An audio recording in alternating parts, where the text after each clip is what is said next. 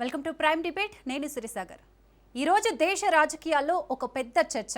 Parliament గౌరవం, ప్రజాస్వామ్య విలువలు మరియు ప్రతిపక్ష హక్కులు ఇవన్నీ ఒకే చోట ఢీకొంటున్న అంశం. ప్రధాన ప్రతిపక్ష నేత రాహుల్ గాంధీపై సభా హక్కుల ఉల్లంఘన, ప్రివిలేజ్ నోటీస్ లేదా సభ్యుడు వ్యక్తిగత హోదాలో ఇచ్చే సబ్స్టాంటివ్ నోటీస్. అవును, ఇప్పుడు దేశం అడుగుతున్న ప్రశ్న ఒకటే. ప్రతిపక్షం ప్రశ్న అడిగితే ప్రివిలేజ్ నోటీస్, సబ్స్టాంటివ్ నోటీస్ ఇస్తారా? లేదా పార్లమెంట్ను తప్పుదోవ పట్టిస్తే ప్రివిలేజ్ నోటీసేనా? ఇది కేవలం రాహుల్ గాంధీకి ఇస్తున్న నోటీస్ మాత్రమే కాదు. ఇది పార్లమెంట్లో సత్యం, ఆరోపణ, ఆధారం, హక్కు అనే 4 మాటల మధ్య జరుగుతున్న పెద్ద పోరాటం. ఇక సబ్స్టాంటివ్ నోటీస్, ఈ నోటీస్ ఎందుకు తెరపైకి వచ్చింది? ప్రివిలేజ్ మోషన్ మున్ముందు వస్తుందా అనే ప్రశ్నకు అధికార, ప్రతిపక్షాలు విభిన్న భాష్యాలు చెబుతున్నాయి. ఇటీవల ఇండియా యుఎస్ ట్రేడ్ డీల్పై పార్లమెంట్లో తీవ్ర చర్చ జరిగింది. ప్రభుత్వ వాదన ఏంటంటే ఈ ట్రేడ్ డీల్ దేశానికి మేలు, ఇది ఎగుమతులను పెంచుతుంది, అలాగే ఇది ఉద్యోగాలను పెంచుతుంది, ఇది భారత్ గ్లోబల్ ఎకానమీకి గేమ్ చేంజర్ అని చెప్తోంది. మరోవైపు ప్రతిపక్షం చేస్తున్న ఆరోపణ ఇది దేశ ప్రయోజనాల తాకట్టు, ఇది రైతులకు దెబ్బ, మరియు ఇది చిన్న పరిశ్రమలకు ప్రమాదమని, అలాగే ఇది కొందరి కార్పొరేట్ ప్రయోజనాల కోసం దేశాన్ని అమ్మడం అని విమర్శలు గుప్పిస్తోంది. అక్కడితో ఆగలేదు. రాహుల్ గాంధీ విమర్శల్లో ప్రధాని మోడీ పేరు, కొన్ని కార్పొరేట్ పేర్లు, అలాగే కేంద్ర మంత్రి హర్దీప్ సింగ్ పూరి పేరు మరియు అత్యంత సెన్సిటివ్ అంశమైనటువంటి ఎఫ్స్టీన్ అంశం కూడా వచ్చింది. ఇది పార్లమెంట్లో పెద్ద కాంట్రవర్సీగా మారింది. ఇక ప్రివిలేజ్ బ్రీచ్ నోటీస్, అలాగే సబ్స్టాంటివ్ మోషన్ నోటీస్పై ప్రభుత్వం, ఎన్డీఏ, బీజేపీ వాదన ఏంటంటే రాహుల్ గాంధీ సభలో ఆధారాలు లేకుండా తీవ్రమైన ఆరోపణలు చేశారు, సభను తప్పుడోవ పట్టించారు, అలాగే వ్యక్తిగత దూషణలు చేశారు, సభా గౌరవాన్ని దెబ్బతీశారు. ఇది ప్రివిలేజ్ బ్రీచ్. అంటే ప్రభుత్వం చెప్తోంది పార్లమెంట్ అంటే ఒక పవిత్ర వేదిక, అక్కడ ప్రూఫ్ లేకుండా ఏది పడితే అది చెప్పకూడదు. ఇక్కడే ప్రభుత్వం మరో మాట కూడా అంటోంది, ఇది విమర్శ కాదు, ఇది దూషణ, ఇది ప్రశ్న కాదు, ఇది అపవాదు, ఇది రాజకీయ చర్చ కాదు, ఇది డెఫమేషన్. అందుకే నోటీస్ అంటున్నారు బీజేపీ సభ్యులు, అలాగే కేంద్ర సర్కార్ కూడా. అయితే కాంగ్రెస్, ఇండియా కూటమి వాదన మరోలా ఉంది. ఇది నోటీస్ కాదు, ఇది అపోజిషన్ని భయపెట్టే నోటీస్ అని, ఇది ట్రేడ్ డీల్పై చర్చను తప్పించేందుకే డైవర్షన్ అని, ఇది ప్రశ్న అడిగితే శిక్షించే ప్రయత్నం అని ఫైర్ అవుతోంది. అలాగే కాంగ్రెస్ ఏమంటుందంటే ప్రభుత్వం అసలు ప్రశ్నలకు సమాధానం ఇవ్వడం లేదు, డీల్ వివరాలు బయట పెట్టడం లేదు, పార్లమెంట్లో పూర్తి చర్చకు అవకాశం ఇవ్వడం లేదు, అందుకే నోటీస్తో నోరు మూయించాలనుకుంటోంది అనైతే విమర్శిస్తోంది కాంగ్రెస్. ఇంతకీ ప్రజాస్వామ్యంలో ప్రతిపక్షం ప్రశ్న అడగకపోతే అప్పుడు ఎవరు అడుగుతారు అని నిలదీస్తోంది. ఇంతకీ సభా హక్కులు అంటే ఏంటి? ఇక్కడ చాలా మందికి ఒక క్లారిటీ అవసరం. ప్రివిలేజ్ నోటీస్ అంటే ఇది కోర్టు కేసు కాదు, ఇది అరెస్ట్ వారెంట్ కాదు, ఇది తక్షణ శిక్ష కాదు, కానీ ఇది పార్లమెంట్లో సభ గౌరవాన్ని కాపాడేందుకున్న ఒక శక్తివంతమైన ఆయుధం. అందుకే దీన్ని వాడితే ప్రజాస్వామ్యాన్ని కాపాడుతున్నామా లేదా ప్రజాస్వామ్యాన్ని అణుచుతున్నామా అనే ప్రశ్న వస్తుంది. సభా హక్కుల ఉల్లంఘన నోటీస్ భారత పార్లమెంటు చరిత్రలో కొత్త కాదు. ప్రివిలేజ్ ఆర్ కంటెంప్ట్ ఆధారంగా సభ శిక్షలు ఇచ్చిన సందర్భాలున్నాయి. కొన్ని సందర్భాల్లో ఎంపీల్ని సస్పెండ్ చేశారు. ఇందిరాగాంధీని, సుబ్రహ్మణ్య స్వామిని ఇదే విధంగా సభా హక్కుల నోటీస్ ఇచ్చి సస్పెండ్ చేశారు. కొన్ని సందర్భాల్లో మరికొంతమంది సభ్యులను ఎక్స్పెల్ చేశారు కూడా. అంటే ప్రివిలేజ్ నోటీస్ అనేది చిన్న విషయం కాదు, కానీ ఇది నిజంగా సభ గౌరవం కోసం వాడుతున్నారా లేక రాజకీయ ప్రయోజనం కోసం వాడుతున్నారా? రాహుల్ గాంధీపై ముందుగా ప్రివిలేజ్ మోషన్ నోటీస్ ఇస్తామని పార్లమెంటరీ వ్యవహారాల మంత్రి కిరణ్ రిజిజు అన్నారు. ఆ తర్వాత బీజేపీ సభ్యుడు నిషికాంత్ దూబే సబ్స్టాంటివ్ మోషన్ తెరపైకి తెచ్చారు. దీని ప్రకారం ప్రభుత్వం పూర్తి స్థాయిలో దాడి కాకుండా వ్యక్తిగతంగా సభ్యుడు మరో సభ్యుడిపై నోటీస్ ఇవ్వడం, హౌస్ కమిటీ దీనిపై చర్చించి నిర్ణయం తీసుకుంటుంది. ఇండైరెక్ట్గా ప్రివిలేజ్ మోషన్ మాదిరిగానే దీన్ని ప్రయోగించి రాహుల్ సభ్యత్వాన్ని రద్దు చేయడం, అంతకు మించి ఆయన్ను జీవితకాలం సభలో అడుగు పెట్టకుండా చేయడం అనేది దూబే టార్గెట్. ఇండైరెక్ట్గా బీజేపీ టార్గెట్ కూడా. ఇదే ఈరోజు మన డిబేట్ కోర్. అసలు ఈ కథ వెనుక ఉన్న పెద్ద అంశం ట్రేడ్ డీల్. ఇప్పుడు ఈ privilege notice are substantive motion notice వెనుక ఉన్న ముఖ్యమైన ప్రశ్న ఒకటి ఉంది. ఇండియా యుఎస్ ట్రేడ్ డీల్లో నిజంగా ఏముంది? టారిఫ్స్ మారుతున్నాయా? అగ్రికల్చర్పై ప్రభావం ఉందా? ఎంఎస్ఎంఈకి ప్రమాదమా? డిజిటల్ ట్రేడ్లో డేటా సవర్గిటీ కాంప్రమైజ్ అవుతుందా? యుఎస్ మార్కెట్లో ఇండియా ఎక్స్పోర్ట్స్ పెరుగుతాయా? చైనా సప్లై, చైనా షిఫ్ట్లో ఇండియాకి లాభమా? ప్రభుత్వం అంటోంది ఇది భారత శక్తి పెరిగిన సంకేతమని, ప్రతిపక్షం అంటోంది ఇది భారత్ బలహీనపడిన సంకేతమని. అయితే ప్రజలు అడుగుతున్నారు, డీల్ డాక్యుమెంట్ ఎక్కడ, షరతులేంటి, లాభం ఎవరికి, నష్టం ఎవరికి అని. హక్కు ఆసనం ఈ టాపిక్ పైన డిస్కస్ చేయడానికి మనతో పాటు ప్రముఖ విశ్లేషకులు బండారు రామ్మోహన్ రావు గారు ఉన్నారు. అలాగే కాంగ్రెస్ నాయకులు కత్తి వెంకటస్వామి గారు, అలాగే బీజేపీ తరపు నుంచి పైలా కృష్ణారెడ్డి గారు ఉన్నారు. గుడ్ ఈవినింగ్ సార్ అందరికి. సార్ రామ్మోహన్ రావు గారు, సార్ ప్రజాస్వామ్యంలో జరిగే హక్కును ఒక ప్రివిలేజ్ నోటీస్ ద్వారా పరిమితం చేయవచ్చు అంటారా? అంటే ఇది ముందు పార్లమెంటరీ సాంప్రదాయాలపైన ఎలాంటి ప్రభావం చూపుతుందని మీరు అనుకుంటున్నారు? శ్రీ గారు, మీకు అట్లాగే పెద్దలు కృష్ణారెడ్డి గారికి, మిత్రుడు వెంకటస్వామి గారికి రాజనీతి ప్రేక్షకులు నమస్కారం. పార్లమెంట్ సాక్షిగా రెండు పక్షాలు కొంత అసత్యాలు అంతసత్యాలు చెప్తుంది, స్పష్టంగా చెప్తున్నారు. ఎందుకంటే కొన్నిసార్లు ప్రభుత్వం స్పష్టం చేయాల్సిన విషయాలు స్పష్టం చేయకపోవడం, వీళ్ళు అడగాల్సిన విషయాలు కాకుండా అదనంగా అడగడం, కొన్నిసార్లు వ్యక్తిత్వ హననం, వ్యక్తిగత విమర్శలు చేయడంతో వస్తున్న సమస్య అంటున్నారు. పార్లమెంటరీ సాంప్రదాయాలు సరిగ్గా పాటిస్తే ఈ సమస్య ఉండదు. ప్రివిలేజ్ నోటీస్ కాస్త వ్యక్తిగతంగా వచ్చింది. ఎందుకు వచ్చిందంటే ఎప్పుడు కూడా అన్నిటికీ నేనే అని ఎవరైనా అంటారో ఖచ్చితంగా అన్నిటికీ వాటినే బాధ్యత చేస్తాం. చూస్తున్నాం కదా, గతంలో పార్టీలు ప్రభుత్వాలు ఉండకపోయింది, కేంద్ర ప్రభుత్వము రాష్ట్ర ప్రభుత్వం. శ్రీ గారు అట్లా మాట్లాడేవాడు. కేంద్ర ప్రభుత్వం అంటే పార్టీ ఏదైనా సరే కేంద్ర ప్రభుత్వం అంటే ఆనాడు ఒకటే పార్టీ ఉండే, బీజేపీ లేదా అప్పటికి, జనసంఘ్ ఉండే, కానీ కమ్యూనిస్ట్ పార్టీ ఉండే, కానీ కాంగ్రెస్ ప్రభుత్వం అని అనలే అప్పుడు. అట్లాగే 83 దాకా మన ఉమ్మడి ఆంధ్రప్రదేశ్ లో కానీ, అంతకుముందు హైదరాబాద్ స్టేట్ లో కానీ అలానా పార్టీ ప్రభుత్వాన్ని పిలవకపోయే వాళ్ళము. ఏమని మాట్లాడే వాళ్ళము, రాష్ట్ర ప్రభుత్వం, ఆంధ్రప్రదేశ్ రాష్ట్ర ప్రభుత్వం ఇట్లా గురించేవాళ్ళం.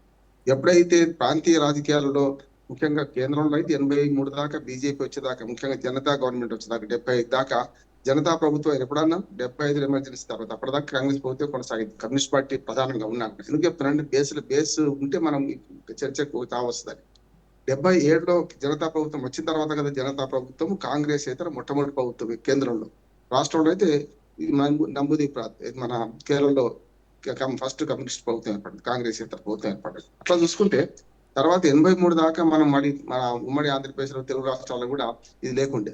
అంతకుముందు కాంగ్రెస్ ఉందని తెలుగుదేశం ప్రభుత్వం ఉన్నాం. ఈ పార్టీలు పోయి ఇప్పుడు ఏమైందంటే వ్యక్తుల మీద వచ్చేసింది. అది మోడీ ప్రభుత్వము, ఇదేమో రేవంత్ రెడ్డి ప్రభుత్వము, లేకపోతే కేసీఆర్ ప్రభుత్వము, జగన్మోహన్ రెడ్డి ప్రభుత్వము, చంద్రబాబు నాయుడు, ఇట్లా వ్యక్తులు వచ్చేసింది. ఈ వ్యక్తులు కూడా పోయి ఇప్పుడు ఎక్కడికి వచ్చిందంటే పూర్తిగా పార్టీలు పోయినాయి, వ్యక్తులు పోయినాయి, అన్ని ఇప్పుడు రేపు భూషణ తిరస్కారాలు నడుస్తున్నాయి. ఇక పార్లమెంట్ దగ్గరకు వస్తాను. సరిగా పార్లమెంట్ లో చాలా వరకు డైవర్షన్ పాలిటిక్స్ నడుస్తున్నాయి. అసలు సమస్య పక్కన పెట్టాలి. నిజంగా చెప్పాలంటే మనం జరగాల్సిన చర్చ ఏంది, ఇప్పుడు బడ్జెట్ ప్రసంగం మీద చర్చ జరగాలి ఒకటి. దానికి వాయిదా తీర్మానం మనకు చర్చ జరిగిన తర్వాత ప్రధానమంత్రి సమాధానం ఇవ్వాలి. మొట్టమొదటిసారి అనుకుంటాను, అంటే అంతకుముందు 84లో ఒకసారి జరిగింది. మన్మోహన్ సింగ్ గారు దానికి సమాధానం ఒకటి వాయిదా మన ఆనాడు బడ్జెట్ మీద రాష్ట్రపతి ప్రసంగానికి ధన్యవాదాలు తీర్మానం పెట్టి వాళ్ళు బడ్జెట్ ప్రసంగం మీద మన ప్రధానమంత్రి సమాధానం పూర్తి స్థాయిలో అప్పుడు మళ్ళీ మొన్న జరిగింది అంటున్నాడు. మొన్న తప్పించుకుంది ఎందుకు అనే దాని మీదే మొట్టమొదటి వివాదం మొదలైంది. దానికి కారణం ఏంటంటే నరవణే మనోజ్ నరవణే ఆనాడు సైన్యాధ్యక్షుడు ఆయన పుస్తకం రాసింది అని మొట్టమొదటి పేపర్లో చూపించారు. తర్వాత బుక్కే తీసుకొచ్చారు రాహుల్ గాంధీ గారు. ఆ బుక్ ఎట్లా వచ్చింది అని చూసుకునే వాళ్ళు ప్రింట్ కాలేదు. ఇప్పుడైతే నరవణే సమాధానం ఇచ్చారు. రాహుల్ గాంధీ ఏమంటున్నారు, అయితే నరవణే తప్పు కావాలి, లేకపోతే ప్రభుత్వం తప్పనే కావాలంటున్నాడు. నాకు తెలిసిన సమాచారం మన వికీపీడియాలో ఎక్కడ వెతికినా కూడా మనకి ఆ ప్రింట్ అయితే ప్రింట్ కాలేదని మనకు పెంగ్విన్ సంస్థ ప్రకటిస్తున్నది. ఇటు పక్కన మనకి నరవణే గారు కూడా చెప్పారు. దానికి కారణం కూడా చెప్తారు. నరవణే గారు జైలు పోయేది ఉంటే కనుక ఆ పని తప్పించుకోవడానికి ఇప్పుడు ఈ మాట మాట్లాడుతున్నట్టు. ఎందుకంటే అధికార రహస్యాల చట్టం ఉంటుంది మనకు 1923. దాని మీద నేను చాలాసార్లు ఆర్గ్యూ చేసినాం. ఉండొద్దని కోరుకున్న వాళ్ళు. ఎందుకంటే మీరు చూడండి, మంత్రులు కానీ పబ్లిక్ సర్వెంట్స్ 2 ప్రమాణాలు చేస్తారు. అది చిన్న కింది స్థాయి నుంచి పైదాకా ఎమ్మెల్యేలు కానీ, ఎంపీలు కానీ, ముఖ్యంగా మంత్రులు కానీ ప్రమాణ స్వీకారం చేసేటప్పుడు నేను రాజ్యాంగాన్ని కట్టుబడతా అని ప్రమాణం చేసి వెంటనే ఇంకో ప్రమాణం చేస్తాను. ప్రజలకు ఏది నేను విప్పి అధికార రహస్యాల కింద నా దృష్టికి వచ్చిన విషయాలు ఏవి చెప్పను అంటారు. ఇది సమాచార హక్కు చట్టానికి విరుద్ధం కదా. పార్లమెంట్ సభ్యుల దృష్టికి వచ్చిన ప్రతి దాన్ని కూడా బయట పెట్టాల్సిన అవసరం సమాచార హక్కు చట్టం 2005 చేస్తే అది కాంగ్రెస్ పార్టీ వచ్చినప్పుడు చేసింది. దానికి విరుద్ధంగా ఎందుకు ప్రమాణం చేస్తున్నాను అడిగిన. కానీ అది ఇప్పటికే చట్టం అమల్లో ఉంది కనుక ఆ చట్టం అమల్లో ఉన్న చట్టం గురించి మాట్లాడితే అధికార రహస్యాల మన పరిరక్షణ చట్టం ఉంటది. మిలిటరీ అధికారులకు కూడా మన పాకిస్తాన్ సైన్యం కాదు, ఇంకో దేశం సైన్యం కాదు, మన సైన్యానికి చాలా బాధ్యత ఉంది అంటున్నాడు. నరవణే గారు ఆనాడు మొదలు రాజ్నాథ్ సింగ్ ఫోన్ చేసిన అంటాడు. పుస్తకంలో విషయాలు ప్రస్తావించాల్సి వస్తుంది. ఎందుకంటే పార్లమెంట్ సాక్షిగా అన్నారు కనుక అంటారు. దాంతో పాటు ఆయన సరైన సమాధానం ఇవ్వలేదు. మోడీ గారిని తెలుసుకొని చెప్తా అన్నాడు. మోడీ గారికి తెలుసుకుంటే ఆయన ఏమన్నారంటే మీకు అవసరమైన పని చేయండి మీరు అని అన్నాడు. తప్పు కాదంటున్నాను నేను, నష్టమే ఉన్నది. అప్పుడు అక్కడ యుద్ధం జరుగుతున్న సమయంలో యుద్ధం ఎట్లా చేయాలి, ఖచ్చితం చేయాలి, డాలుతో చేయాలా, పొడబాన్న అని ప్రభుత్వం చెప్పదు. ఎప్పుడు కూడా ప్రభుత్వం స్థూలంగా యుద్ధం చేయాలా వద్దని నిర్ణయిస్తుంది. చేసే క్రమంలో సైన్యం అక్కడ ఉన్న పరిస్థితిని బట్టి చేస్తారు. ఇప్పుడు మనం పాలేరును తోలుతాం, ఇక్కడ ఒక భూమి ఎవరైనా కలగా పెడుతున్నాడు, వాడిని కొట్టిరామంటావా తండ్రమంటావా, రక్షించే బాధ్యత వాడిది. అట్లాగే ఇక్కడ దేశ రక్షణ బాధ్యత సైన్యానికి. కనుక ఆ సైన్యానికి సైన్యాధ్యక్షుడిగా ఉన్నవా పుస్తకాలు రాస్తే ఈ ప్రివిలేజ్ దానికంటే ఇంకెక్కువ ఉన్నది అంటున్నా. అధికార రహస్యాల చట్టం కంటే ఇంకెక్కువ ఉన్నది వాళ్ళ బాధ్యత. ఎందుకున్నదంటే 3 సార్లు స్క్రీనింగ్ అవుతుంది. మొట్టమొదటి ఆ పత్రిక దాన్ని రాసిన దాన్ని సమర్పించాలి. సమర్పించినాక అది ప్రభుత్వం ఒప్పుకోవాలి. ఒప్పుకున్నాక మళ్ళీ కాపీ రావాలి. అది చదివిన తర్వాత రెండోసారి అంటే 3 స్క్రీనింగ్ జరిగిన తర్వాత 3వ స్క్రీనింగ్ తర్వాత స్క్రూటినీ తర్వాత అప్పుడు పబ్లిషింగ్ పోతుంది. కానీ ఏవి జరగకుండా అప్లికేషన్ కూడా పెట్టుకున్నా కూడా పెండింగ్ లో ఉన్నప్పుడు మరి ఎట్లా జరిగింది, ఇది ఎట్లా వచ్చింది పుస్తకం అని అంటే పెంగ్విన్ వాళ్ళు అబద్ధాలు ఆడుతున్నారు. ఇటు పక్కన అమెజాన్ లో వచ్చింది ఆ పుస్తకం, అమెజాన్ వాడు ప్రింట్ చేసిండు. కొన్ని పుస్తకాలు ఆల్రెడీ కొందరికి సమీక్షకులకు ఇచ్చిండు, మొదలు మీరు సమీక్ష చేయండి బాగుందా లేదా అని చెప్పి. తర్వాత ఎప్పుడైతే ఈ వివాదం వచ్చిందో టక్కున ఇది వెనక్కి తీసుకున్నాను. నిజమండి మనకు ఆన్లైన్ సేల్ పెట్టింది, సేల్ బంద్ చేసింది అమెజాన్, వాళ్ళు లేదంటుంది. పెంగ్విన్ ఏమో ప్రచురణే కాలేదంటున్నది. అంటే ఈ రకంగా నరవని చెప్పింది కరెక్ట్ అనుకోవాలి. ఒక చెప్పండి, ప్రింట్ కాని పుస్తకం తెచ్చినట్టు కానీ ఇక్కడ ఒకటి. రెండోది ఏంటంటే అందులో అంశాల పట్ల కూడా నేను ఏమంటున్నానంటే ప్రధానమంత్రిని అడిగితే మీకు తోచించి చేయమని కొత్త కాదు అంటున్నాను. ఆనాడు 2020 గల్వాన్ దాని అప్పుడు జరిగింది అంటున్నాను. మొన్నటి మన ఆపరేషన్ సింధూర్ చూడండి, అఖిలపక్షం సమావేశం పెట్టాలని గట్టిగా అలాంటి వాళ్ళు డిమాండ్ చేశారు. వెంకటస్వామి గారు లాంటి వాళ్ళు కాంగ్రెస్ పార్టీకి అయినా కాకుండా అందరం చేసినాం. పెట్టారు తీరా పెట్టి ఏం చేశారు, ఆపరేషన్ 2 ఇంకొక నిమిషాలలో జరగబోతుంది. అక్కడ వాళ్ళందరూ ఏం చెప్పారంటే రాజ్నాథ్ సింగ్ హాజరయ్యారు, మోడీ గారు అక్కడ లేడు, అప్పుడు రాలేదు, దానికి వేరే బీహార్ లో ఎన్నికల ప్రచారం విమర్శించారు. కానీ ఆనాడు రాజ్నాథ్ సింగ్ గారు ఏమన్నారంటే తర్వాత జరిగే పరిణామాలు ఏమైనా ఉండొచ్చు, ఇవి మీకు వెల్లడించలేను నేను అన్నాడు, ప్రతిపక్షాలు పెట్టుకొని. అని వాళ్ళు బయటకు వచ్చేలోగా ఆపరేషన్ సింధూర్ నడిచి రెండోసారి దాడి జరుగుతూనే ఉంది. ఎందుకు జరిగింది అంటే ఇప్పుడు కూడా యుద్ధ సమయంలో అన్ని విషయాలు ప్రజలకు తెలపాల్సిన అవసరం లేదు. ఇది కూడా అంతే. ఆనాడు గల్వాన్ దానిలో చైనాతో ఏం జరిగిందని దాని విషయం చూసుకుంటే ఆనాడు జరిగిన విషయాన్ని ఈయన బయట పెట్టడం కరెక్ట్ కాదు. ఇంటి దొంగ ప్రాణహాని అంట. నేనేమంటే జరిగితే జరగవచ్చేదైనా. నిజంగా జరిగినప్పుడు కూడా మన సైన్యము క్రమశిక్షణ పాటిస్తుంది. పాకిస్తాన్ సైన్యం కాదు కదా ఎవరి బాధ అది మాట్లాడడానికి. ఒకటి. రెండోది ఏంటంటే చాలా ఇష్యూస్ ముందరకు వచ్చినాయి. ఇంతెందుకు ఇప్పుడు మన రాహుల్ గాంధీ గారు మాట్లాడే విషయాలలో 4 విషయాలలో గతంలోనే తప్పులు జరిగింది. గతంలో సుప్రీంకోర్టు మందలిచ్చింది. మొట్టమొదటి మోడీలందరూ దొంగలే, చౌకీదార్ చోర్ హాయ్ అంతకన్నా ముందు. మొన్నటికి మన గల్వాన్ లోయ గురించి మాట్లాడితే సుప్రీంకోర్టు ఏమన్నదంటే రాహుల్ గాంధీని ప్రశ్నించింది కూడా, మీరు సైన్యం మనస్థాయిని దెబ్బతీస్తున్నారు, మీరు ఏంటి అక్కడ చూశారా అని సుప్రీంకోర్టు అడిగింది. పార్లమెంట్ పక్కన పెట్టండి, సుప్రీంకోర్టు కూడా మనం అడిగింది. మరి అటువంటి అప్పుడు పార్లమెంట్ కి ఇమ్యూనిటీ ఉండొచ్చు కాదంటే, పార్లమెంట్ లో రాహుల్ గాంధీ ఏమంటే సుప్రీంకోర్టు ఏం చేయలేదు, ఎందుకంటే పార్లమెంట్ లో జరిగే చర్చలన్నీ అక్కడికే పరిమితం, దాన్ని సుప్రీంకోర్టు హైకోర్టులో ఏం చేయలేదు. కానీ ఇప్పుడు రాహుల్ గాంధీ ఒకటి సమస్యలు చూసుకుంటే మెల్లమెల్లగా డైవర్షన్ పాలిటిక్స్ వస్తున్నాయి అంటున్నాడు. సరే అయిపోయింది, అంతకుముందు ఈవీఎంలు అయిపోయినాయి, ఇప్పుడేమో ఇది మొదలు పెట్టింది. ఇప్పుడు నేను ఏమంటున్నా అంటే ప్రధానమంత్రి మోడీ గారు 2 విషయాలు చెప్పాలి. ఇప్పుడు ఇందులో ఇంకొక అంశం ఉంది, అలవాణి తర్వాత మళ్ళీ ఇప్పుడు ఇంకో కొత్త అంశం వచ్చిందంటే మనకు అమెరికాతో డీల్ కుదుర్చుకున్న దానిలో ఏం సంగతి అంటున్నారు.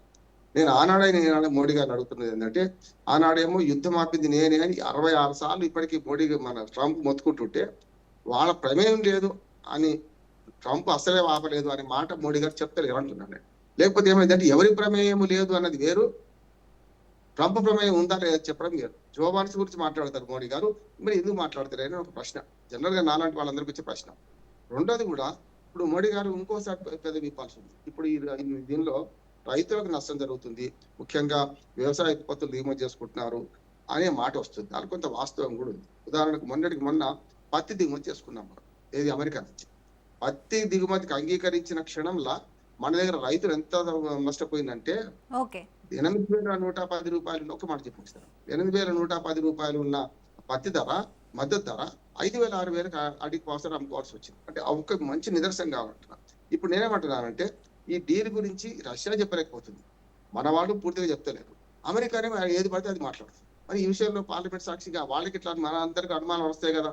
పార్లమెంట్ సాక్షిగా ఏం జరుగుతుందంటే ఇవాళ అమెరికానేమో ట్రంప్ ఏది పడితే అది మాట్లాడుతున్నాడు, అసలు రష్యాతో మొత్తం ఇంధన సరఫరా ఆగిపోయింది, మేము చెప్తే ఒప్పుకున్నారు అంటున్నారు. కొన్ని విషయాలలో ఇప్పుడు ఇవాళ క్లారిటీ వచ్చిందమ్మా సిరి గారు. ఏ క్లారిటీ ఇచ్చారంటే వ్యవసాయ ఉత్పత్తుల గురించి వీటి గురించి ప్రస్తావించరు. ఏది ట్రేడ్ అగ్రిమెంట్ మార్చిలో సైన్ అవుతుంది కనుక సైన్ కాకముందు మళ్ళీ కొంచెం క్లారిటీ ఇచ్చారు. ఈ వ్యవసాయ ఉత్పత్తుల మీద ఎలాంటి ప్రస్తావన లేదు కాబట్టి అందుకని నేను ఏమంటున్నా అంటే ఈ విషయంలో ప్రజలకు క్లారిటీ ఇవ్వడానికి భారత ప్రభుత్వం అడుగుదాం. మనం కాంగ్రెస్ బీజేపీ వాళ్ళు కూడా ఉన్నారు కదా, మనం అడుగుదాము. ఒక మంచి శ్వేతపత్రం విడుదల చేస్తే మంచిది అనుకుంటుంది.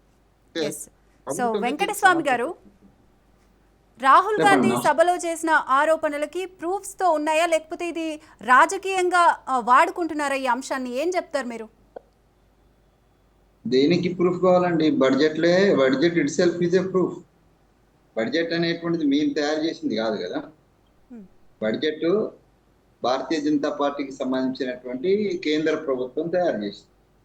కేంద్ర ప్రభుత్వం సంబంధించినటువంటి మాటలు మాట్లాడుతున్నప్పుడు వ్యక్తి పూజకు వ్యతిరేకం అనేటువంటి భారతీయ జనతా పార్టీ సిద్ధాంతానికి లేదా ఆర్ఎస్ఎస్ సిద్ధాంతానికి వ్యతిరేకంగా ఇలా వ్యక్తిని మాత్రమే మోడీ గ్యారంటీ, మోడీ పూజతోటి నడుస్తుంది. సో మోడీ గారు సమాధానం చెప్పడానికి ఎందుకు భయపడుతున్నారు, ఎందుకు అవాయిడ్ చేస్తున్నారు అనేటువంటిది క్వశ్చన్. సో బడ్జెట్కు సంబంధించినటువంటి దాంట్లో మోడీ గారు యాజ్ ఏ ప్రధానమంత్రిగా, ఈ దేశ ప్రధానమంత్రిగానే మేము వారిని గౌరవిస్తాం. వారు వచ్చి వారి సమాధానం చెప్పాలి. మణిపూర్లో మంటలు వేస్తే ఇప్పటి వరకు మౌనములాగానే ఉన్నాడు. ఇప్పుడు బడ్జెట్ విషయంలోనే మౌనంగానే ఉన్నాడు. అసలు పార్లమెంట్ రాకుండానే తప్పించుకొని ఆయన పని మీద ఆయన తిరుగుతున్నాడు. దానికి ప్రొటెక్షన్ స్పీకర్ గారు చేస్తున్నారు. ఏం చేస్తున్నారు, దానికి కారణాలు చెప్తున్నారు. మేము బడ్జెట్ ఆధారంగానే రాహుల్ గాంధీ గారి స్పీచ్ విందాం, అందరు కూడా వినాలి. భారతీయ జనతా పార్టీ మిత్రులు కూడా, మేము కూడా, అయితే అనాలిసిస్ చేసే వాళ్ళు కూడా వినాలి. ఆయన మొత్తం అంతా కూడా చెప్పుకొచ్చింది మనకు సంబంధించిన బడ్జెట్కు సంబంధించినటువంటి మన మెడల మీద ఒత్తిడి. నేను ప్రధానమంత్రి మోడీ గారిని ఉద్దేశించి కూడా అన్నారంటే వారికి అవగాహన లేదని నేను అంటలేను, లేదంటే నమ్మను. అదేవిధంగా వారు ఈ దేశాన్ని ఇట్టే, ఈ దేశం యొక్క అస్తిత్వాన్ని ఇట్టే తాకట్టు పెట్టే ప్రయత్నం కూడా చేయరు అని నేను నమ్ముతున్నాను. కానీ వారి మీద ఏదో ఒత్తిడి ఉండదు. ఆయన ఉదాహరణ ఏదో మార్షల్ ఆర్ట్స్ ఉదాహరణ తీసుకున్నాడు. ఆయన మెడల మీద ఏదో ఒత్తిడి ఉంది. ఆ ఒత్తిడికి తలొగ్గే ఇలా ఈ కేంద్ర ప్రభుత్వం మన ట్రంప్ అమెరికా సామ్రాజ్యవాదానికి తల వంచింది.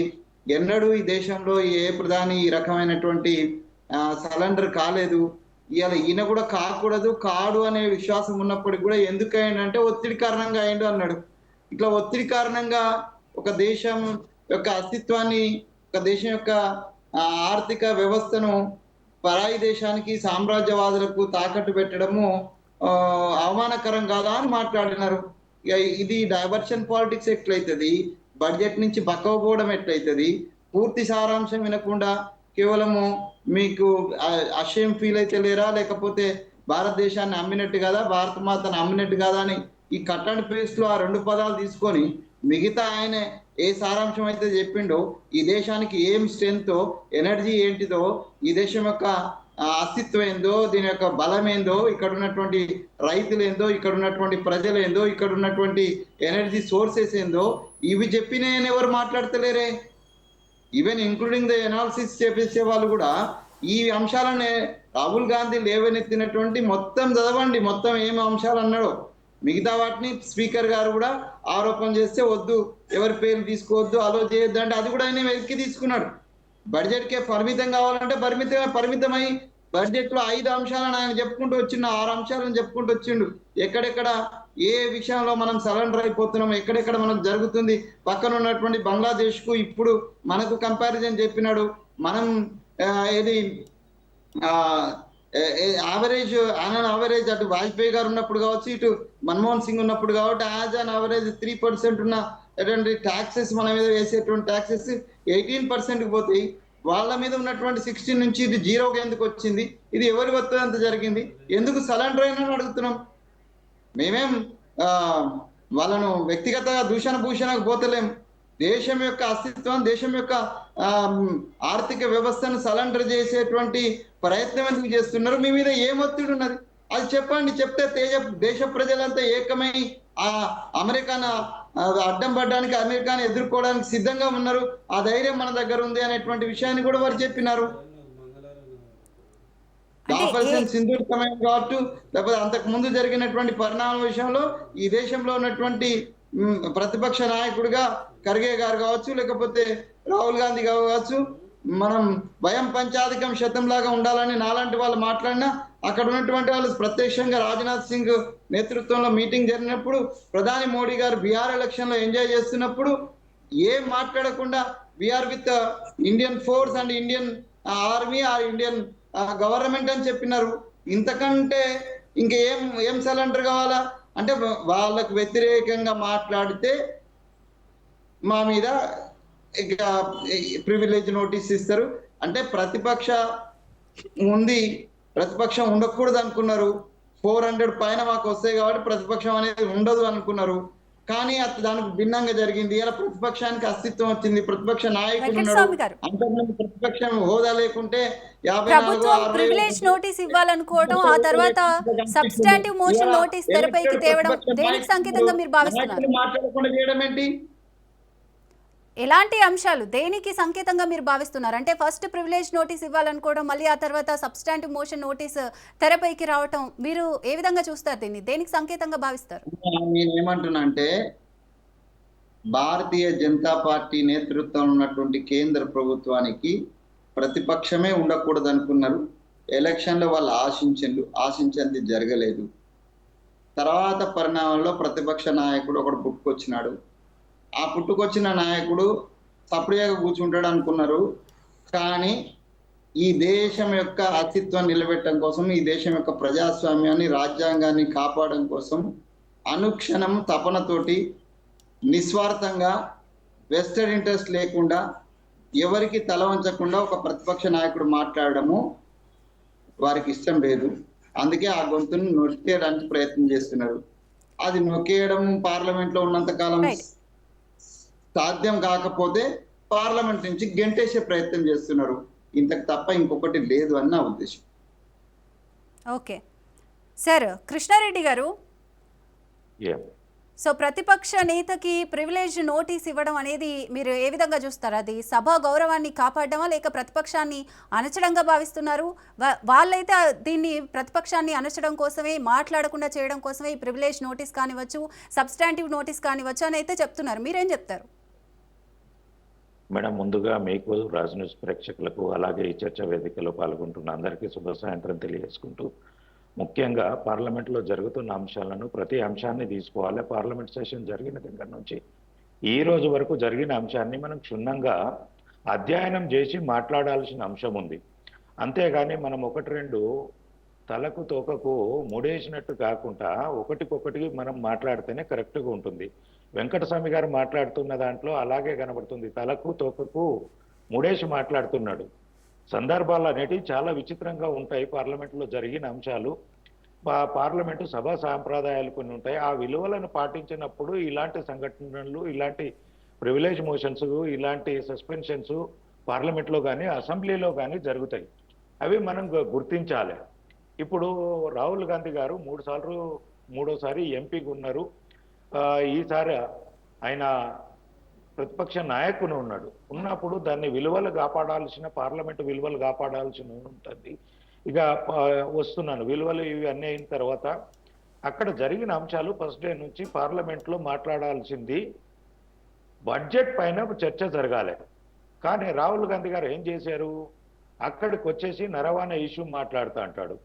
అసలు సాంప్రదాయం ఏంది, మీరు మాట్లాడాల్సింది ఏంది, బడ్జెట్ మీద సమస్యను చర్చించాల్సిన దగ్గర ఆ బుక్ ఎక్కడికి వెళ్ళి వచ్చింది నేను చెప్తాను. మనకు 1954లో సారీ రామ్మోహన్ రావు గారు 23 అన్నారు, నాది 1954లో నెహ్రూ గారి పీరియడ్లోనే చట్టం జరిగింది. ఏదైతే ఐఏఎస్లు కానీ, ఐపీఎస్లు కానీ, మంత్రులు కానీ, ఆర్మీ ఆఫీసర్లు కానీ ఎవరైనా సరే వారు ఉద్యోగం చేస్తున్నట్టు పదవుల్లో ఉన్నప్పుడు దేశ భద్రతకు సంబంధించినవి కానీ కొన్ని కాన్ఫిడెన్షియల్ విషయాలు వచ్చినప్పుడు అవిటిని రిటైర్డ్ అయిన తర్వాత కానీ, పదవిలో ఉన్నప్పుడు కానీ అవిటిని బహిర్గతం చేయొద్దు. చేస్తే బుక్కులు రాసినా అవి పబ్లిష్ చేయొద్దు. పబ్లిష్ చేయాల్సి వస్తే కూడా అది ప్రభుత్వ అనుమతి తీసుకొని చెయ్యాలి. దాంట్లో స్క్రీనింగ్ కమిటీ ఉంటుంది. 3 దఫలుగా స్క్రీనింగ్ చేసి ఓకే అన్న తర్వాత చేయాల్సి వస్తుంది. ఈ స్క్రీనింగ్ దశలోనే ఆల్రెడీ రిజెక్ట్ చేయడం జరిగింది. అది పెండింగ్లో ఏం లేదు. ఇది ఏం జరిగిందంటే దేశ వ్యతిరేక శక్తులతోటి దేశం అభివృద్ధి చెందుతుంటే 4 ఏమన్నా మాట్లాడితే నువ్వు ఒక్కనివే దేశభక్తిని. ఇక ఈ భారతీయ జనతా పార్టీ RSS లో పుట్టినోడు తప్ప ఈ దేశంలో ఎవడు దేశభక్తుడు ఉండడు. ఇక ప్రతిపక్షం మాట్లాడితే దేశ వ్యతిరేక శక్తులతోటి మీరేనా అండి 60 ఏళ్ళు 70 ఏళ్ళు ఈ దేశాన్ని కాపాడింది? పాకిస్తాన్ నుంచి, బంగ్లాదేశ్ నుంచి, రష్యా నుంచి, చైనా నుంచి కాపాడింది మీరేనా? మీరు లేకుంటే కంటే దేశం లేదా? మీరు వచ్చినాకనే దేశం అదైందా? ఇన్నాళ్ళు దేశాన్ని కాపాడింది ఎవడు? దేశ స్వాతంత్రం తెచ్చింది ఎవడు? ఇప్పుడు మీరు మేము దేశభక్తిలో జెండాలు వేసుకుంటే సర్వదు. కృష్ణారెడ్డి గారు నాకు తలా తోక ఏదో బాగా తెలుసునే నాకు. నేను సాంప్రదాయాల గురించి మాట్లాడితే స్పీకర్ చెప్పిన ప్రతిసారి ఇది వద్దు అనంటే ప్రతిపక్ష నాయకుడిగా యాక్సెప్ట్ చేసి వద్దు అనంటే ఊరుకున్నాడు ఆయన. నేను అది మాట్లాడాను అంటే మాట్లాడకూడదు అంటే మాట్లాడన్నాడు. ఇంతకంటే సాంప్రదాయాలను పాటించేదే ఉన్నది. ఇదే మోడీ గారు ఇట్లా హావభావాలు వ్యక్తం చేసి ఇట్లా అన్నది గుర్తున్నదా మీకు? అది ఏం సాంప్రదాయమో మరి చెప్పనండి. అదేం సాంప్రదాయమో అప్పుడు గుర్తు రాలేదా సార్ మీకు? అప్పుడు గుర్తు రాలేదు సాంప్రదాయాలు, ఎక్కిరితలు, కించపరచడాలు. విందామండి కృష్ణారెడ్డి గారి వాదన కూడా విందాం మనం. దేశభక్తి మీకంటే గట్టిగా మాకు ఉన్నది. మీ పార్టీలో మా పార్టీలో లేనటువంటి న్యూట్రల్స్ కూడా మనకంటే ఎక్కువ దేశభక్తిలో ఉన్నారు. దేశభక్తి ఎవరబ్బా సొత్తు కాదు. దేశభక్తి అనేది భారతీయుని యొక్క ప్రతి భారతీయుని యొక్క రక్తంలో ఉన్నది. మీరు దేశభక్తి దేశం మేము మాట్లాడితే దేశద్రోహులం అవుతాం అనండి. మీరు ఇన్నాళ్ళేమో మాట్లాడేది మేమేమో మీరు దేశభక్తులు అనాలా? చెప్పండి. కృష్ణారెడ్డి గారు దేశ వ్యతిరేక శక్తులతో కలిసిన ఈ దేశంలో ఉన్నటువంటి ఒక వ్యక్తి రాసినటువంటి బుక్, ఆ బుక్ ఎత్తుకొచ్చింది, ఎందుకు వచ్చింది, పర్మిషన్ ఉందా లేదా దానికి పోదాం. ఆయన అడిగింది ఏంది స్పీకర్ దగ్గర బడ్జెట్ కంటే ముందు క్లియర్ గా అడిగిండు ఆయన. వాళ్ళు అడిగినారు, కాంగ్రెస్ పార్టీ యొక్క ప్రతినిధి బృందం పోయి మేము ఇగో ఈ అంశం మీద మాట్లాడతామనంటే అది అన్ని అంశాలను క్రోడీకరించి, ఇప్పుడు ప్రసార మంత్రే చెప్తున్నాడు, అన్ని అంశాలను క్రోడీకరించి అన్ని అంశాలు పర్మిట్ చేస్తే మీకు పర్మిషన్ ఇస్తాం, లేకుంటే ఇవ్వము అనేటువంటి విషయం చెప్పినారు. అయితే మాకు ప్రామిస్ చేసినారు మాకు అలో చేస్తామని, కానీ మమ్మల్ని అలో చేయలేరు అనేటువంటి విషయాన్ని చెప్పినారు. స్పీకర్ స్థానంలో ఉండాల్సినటువంటి ఓం బిర్లా గారు లేకుండా ఇంకోరు కూర్చున్నారు కాబట్టి వాళ్ళు రిజెక్ట్ చేసినారు. రిజెక్ట్ మాట్లాడదాము. కృష్ణారెడ్డి గారు మాట్లాడివ్వండి, చెప్పనివ్వండి. ఆయన ఒక్క నిమిషం. వెంకటస్వామి గారు, మీరు పెద్దలు, మీరు ఉద్యమకారుడు, మీరంటే గౌరవం ఉంది. మీరు మాట్లాడుతుంటే నేను మధ్యలో అసలు మాట్లాడలేదు. ఎందుకంటే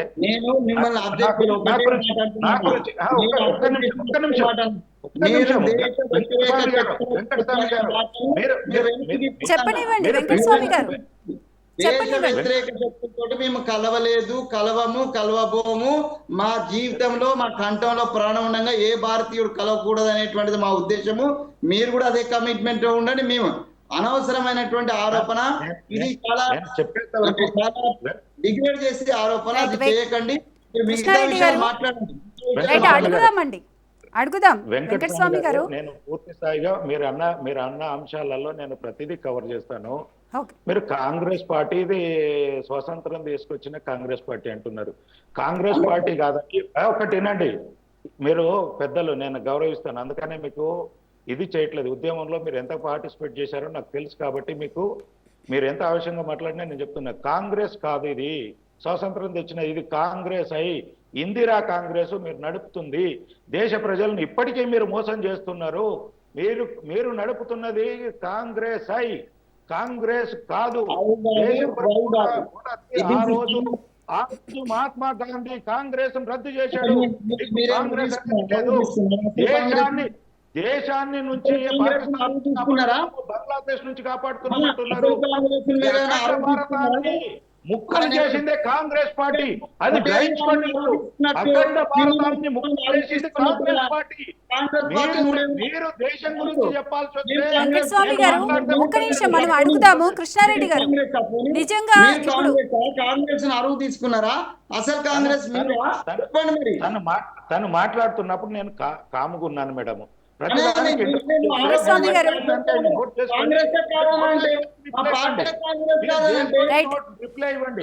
కాంగ్రెస్ కాదనంటే ఎట్లనండి? కాంగ్రెస్ ఒక్క నిమిషం ఆగండి వెంకటస్వామి గారు. ఉన్నప్పుడు కాంగ్రెస్ కాదు. అమ్మా కాదు. ఒక్క నిమిషం నేను అడుగుతానండి. దేశ ప్రజలు ఈ ట్రేడ్ డీల్ గురించి మనకు ముఖ్యంగా మెయిన్ పాయింట్ ట్రేడ్ డీల్ గురించే కాబట్టి ఐ లీవ్ ద డిబేట్ అంటే కాంగ్రెస్ కూడా నీదే, ఇది సర్దార్ పటేల్ మీ వాడే, పివి నరసింహారావు మీ వాడే, రేపు ఇంకొక ఆయన మీ వాడే అని అనుకుంటే మాకు అభ్యంతరం. వెంకటస్వామి గారు రైట్, మనం పాయింట్ అడుగుదామండి, పాయింట్ అడుగుదాం. కృష్ణారెడ్డి గారు రైట్, మీరు కొంచెం ఆగండి, కృష్ణారెడ్డి గారిని చెప్పనివ్వండి. నరసింహారావు గారిని ఎందుకు తీసుకుపోలేరు? పివి నరసింహారావు గారు దేశానికి చేశాడు. కాంగ్రెస్ పార్టీ, మీరు అనుకున్న కాంగ్రెస్ పార్టీకి దేశ అధ్యక్షునిగా చేసాడు. ప్రధానమంత్రిగా 5 సంవత్సరాలు చేసిన వ్యక్తికి ఢిల్లీలో ఎందుకు ఖననం చేయలే? ఇక్కడ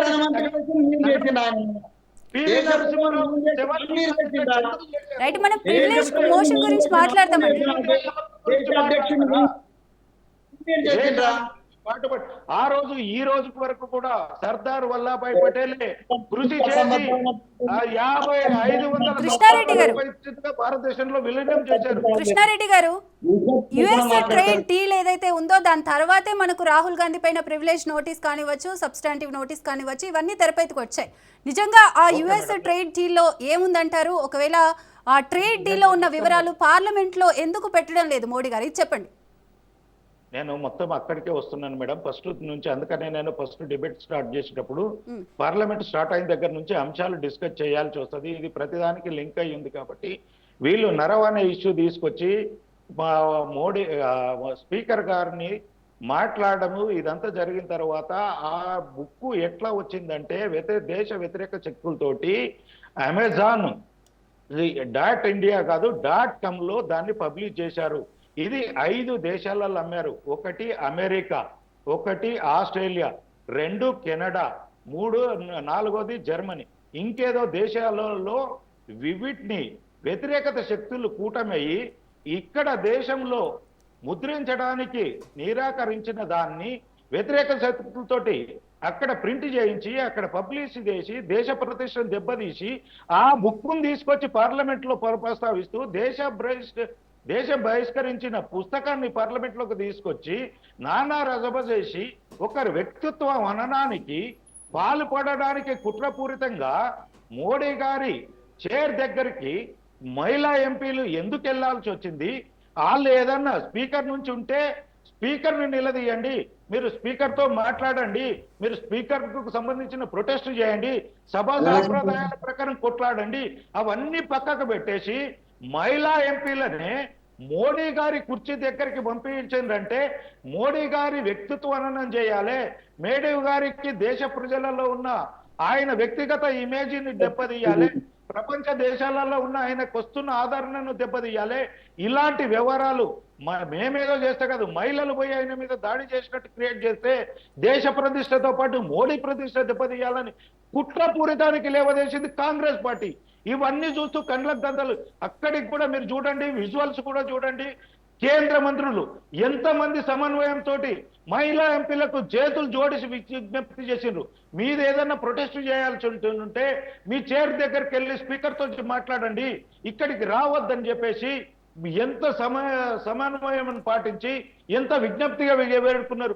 ఏ ఒక్కరన్నా ఆవేశానికి లోనైతే ఇదంతా పార్లమెంట్ నిన్న మొన్న మనం టర్కీలో జరిగిన విధంగా కొట్లాట జరిగి కుర్చీలు ఇరిచేసుకొని మైకులు కొట్టుకొని గలాట చేస్తే మన పార్లమెంటు వ్యవస్థను ప్రపంచ దేశాలలో మోడీ ఇమేజ్ని బదనాం చేయడానికి కాంగ్రెస్ ఆడుతున్న ఈ నాటకానికి ఈ ప్రివిలేజ్ మోషన్ ఇదంతా గ్రహించకుండానే ఒక వ్యవహారాన్ని తీసుకున్నామంటే దాని వెనకాల 100 తప్పులు చూస్తేనే శిపాలని చంపడానికి కృష్ణుడు ఎలా సాయించి ఊరుకొని 100 తప్పులకు శిక్షించాడో ఈ రోజు ఒక్కటి నేను చెప్తాను వెంకటస్వామి గారు, రాహుల్ గాంధీ గారు ఇప్పుడు కూర్చుని దుశాసన రాజ్యం ఒప్పుకుంటా. కృష్ణుడు చంపుతాడు, కృష్ణుడి రూపంలో కృష్ణుడు చంపుతాడని నేను కూడా ఒప్పుకుంటా. శిశుపాలుని 100 తప్పులు చేసింది చేస్తున్నది ఆ దుర్యోధన దుశ్శాసన రాజ్యం నడుస్తుంది. ఓ అమిత్ షా మోడీ రూపంలో దుర్యోధన దుశ్శాసనం కూర్చొని ఉన్నారు. మరి వాళ్ళు కృష్ణ రూపం కాదు, మరి వాళ్ళు కృష్ణ రూపం అయితే మేము కూడా యాక్సెప్ట్ చేస్తాం, సుష్మాను చంపడానికి ఒప్పుకుంటాం కాదు. ఓకే వెంకటస్వామి గారు, విషయం రాహుల్ గాంధీ గారు దేశ ప్రతిష్టను ఎట్లా దెబ్బతీస్తున్నారో చెప్తా. ఓటు చోరీ అన్నాడు, సర్వే అన్నాడు, ఈ రైతుల ఉద్యమం అన్నాడు, ఇంకేదో అన్నాడు. ఎన్ని చేసినా దేశ కుట్రకి ఎన్ని చేసినా దేశాన్ని మోడీ గారి ఇమేజ్ దెబ్బతాడడానికి కాంగ్రెస్ పార్టీ ఎన్ని కుటీలత్వాలు ఆడినా మోడీ చరిష్మా ముందు, మోడీ గారి చరిష్మా ముందు రాహుల్ గాంధీ గారు సరిపోరు. మీరు ఏదన్నా కొట్లాడాల్సి వస్తే ఆయన ప్రతిష్టను దెబ్బతీసి, మోడీ గారి ప్రతిష్టను దెబ్బతీసి మీరు పైకి వస్తామనుకుంటే అది కలగానే మిగిలిపోతుంది. మీరు కొట్లాడాల్సి వస్తే ప్రజా సమస్యల మీద కొట్లాడండి. వెంకటస్వామి గారు చెప్పనివ్వండి, అంటే ఎందుకు మరి పార్లమెంట్ లో చర్చ చేయట్లేదు దానిపైన ఏదైతే చెప్తున్నారు?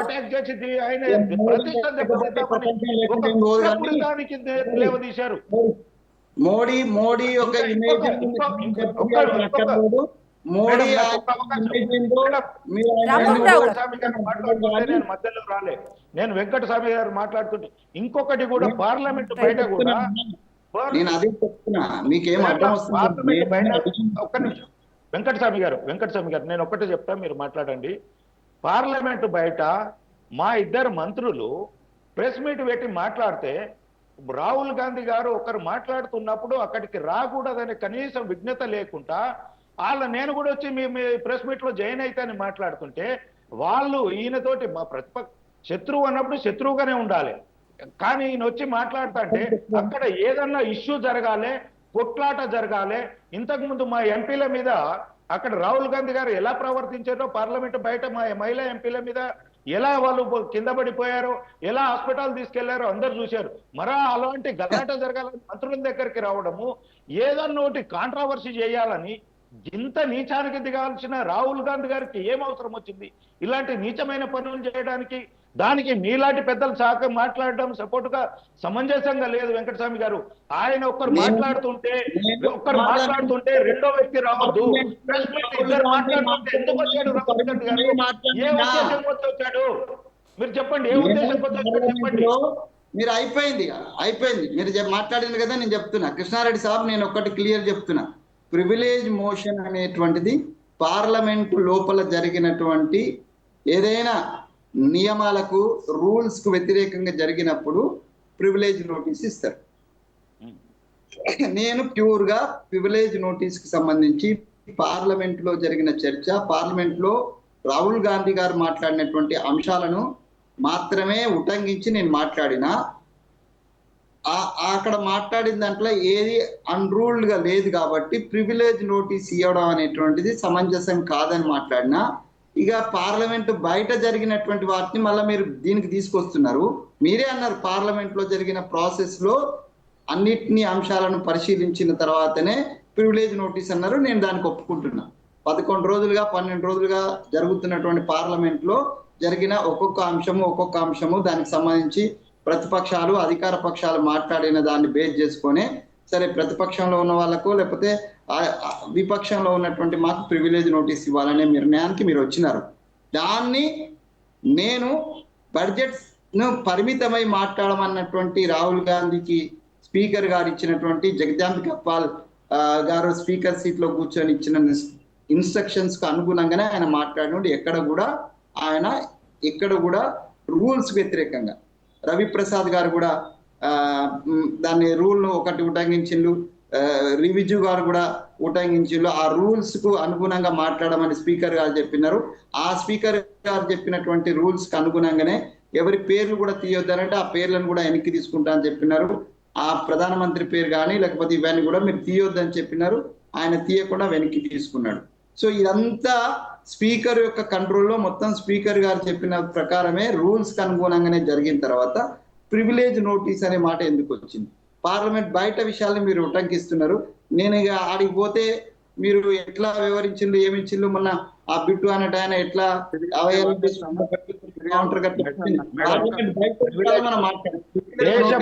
దేశం బహిష్కరించిన బుక్ ను తీసుకొచ్చి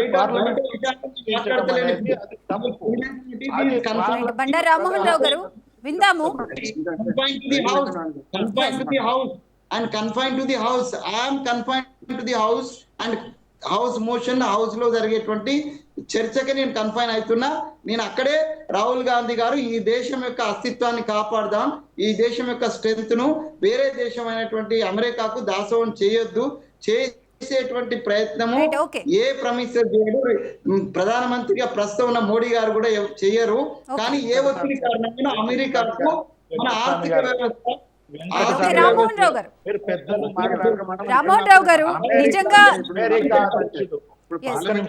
అమెరికా అధ్యక్షుడు మీరు చెప్పండి, ఆ ఇండియా యుఎస్ ట్రేడ్ డీల్ లో నిజంగా అసలు ఏముందంటారు? అంటే ఇది పూర్తి స్థాయిలో ఎఫ్టీఐ అయితే కాదు. నేను చెప్తాను. ఎస్, చెప్పండి. అది పూర్తి స్థాయి ఎఫ్టీఐ అయితే కాదు. భారత్ కి ఎలాంటి బెనిఫిట్స్ ఉంటాయి దీనివల్ల? మనం మాట్లాడదలుచుకుంది ఏంటి, Hmm. ప్రివిలేజ్ నోటీసా సబ్స్టాన్షియల్ నోటీసా మాట్లాడుకుంటున్నాం కదా. Yes, అది yes. విడిచిపెట్టి మిగతా అన్ని నడుస్తున్నాయి. అందుకని నేను దాని గురించి మాట్లాడతాను. అంతకుముందు కృష్ణారెడ్డి గారు ఒక మాట అన్నారు కదా, నేను 1923 అధికార రహస్యాల చట్టం వేరు సార్, మీరు చెప్పిన చట్టం కూడా 54 వచ్చింది, అది బేస్ చేసుకుని వచ్చింది. Hmm. పార్లమెంట్ లో బ్రిటిష్ వాళ్ళు చేసిన చట్టం 1923 అంటే ఇవాటిది కాదు. అది అధికార రహస్యాల వ్యతిరేక చట్టం, రహస్యాలు కాపాడే చట్టం. ఇప్పటికి కూడా మంత్రులు ప్రమాణ స్వీకారం చేసేటప్పుడు అది కూడా 2 ప్రమాణం చేస్తారు. అది నేను ఉటంకించిన. మీరు చెప్పింది కరెక్ట్. 1954 లో ఏది ఈ బుక్ ప్రింట్ కావాలంటే అది కూడా చెప్పాను కదా, ఎన్ని స్టేజ్లు దాటాలి. అదేమో ఈ 54 వచ్చింది చట్టం. ఈ 2 వేరు. ఎందుకంటే నేను అడ్వకేట్ గా మా తప్పు చెప్పలేదు అని చెప్పడం కోసం క్లారిటీ. అందుకే సార్ ఈ 2 చట్టాలు అది బేస్, అదే ఆరిజిన్, అదే నెంబర్ 1. రెండోది ఏంటంటే, ఇప్పుడు నేను నిన్న కాక మొన్న కొన్నిసార్లు పార్లమెంట్ లోపల జరిగిన సంఘటనలు చెప్తాను. మణిద్వార్ అనేది ఒకటి ఉన్నది మనకు పార్లమెంట్ లో. నేను తొవ్వలేరు దొబ్బులు వాడేది ఎందుకు అంటున్నాను. ఇప్పుడు ఏమైతుందంటే, ఆయనంతలో ఆయన బిట్టు నడుచుకుంటూ పోతున్నాడు కదా, బీజేపీ ఎంపీ నడుచుకుంటూ పోతున్నాడు, ఏది మన సిక్కు ఎంపీ నడుచుకుంటూ పోతే నువ్వు గద్దారని నేను అన్నాడు. అంటే ఏమవుతుందంటే, మన చిన్నపిల్లలు ఆట ఆడుకున్నట్టు అనిపిస్తుంది అన్నట్టు. ఇప్పుడు అని అనిపించుకున్నట్టుగా రాహుల్ గాంధీ గారు అయితే ఆ మాట ఆయన అంటే నువ్వే దేశద్రోహి అని ఆయన అన్నాడు. అది ఏందా చిన్న అబ్జెక్షన్. రామ్మోహన్ రావు మిమ్మల్ని ఎప్పుడు నేను అబ్జెక్ట్ చేయను. చిన్న అబ్జెక్షన్. ఎవరు ఎప్పుడు గద్దారన్నాడు? ఆయనే బిట్టు కామెంట్ చేసినాక అన్నాడా, కామెంట్ చేయకుండా అన్నాడా? ఒకసారి మీరు వీడియో బిట్టు కామెంట్ అక్కడ ఉన్నటువంటి ఎంపీల మీద చేస్తే కరదో మాట అంటే అప్పుడు వెంకటస్వామి గారు చేసిన బిట్టు ఏమన్నాడో చెప్పండి. బిట్టు చెప్పకుండా రాహుల్ గాంధీ చెప్పేస్తున్నాను.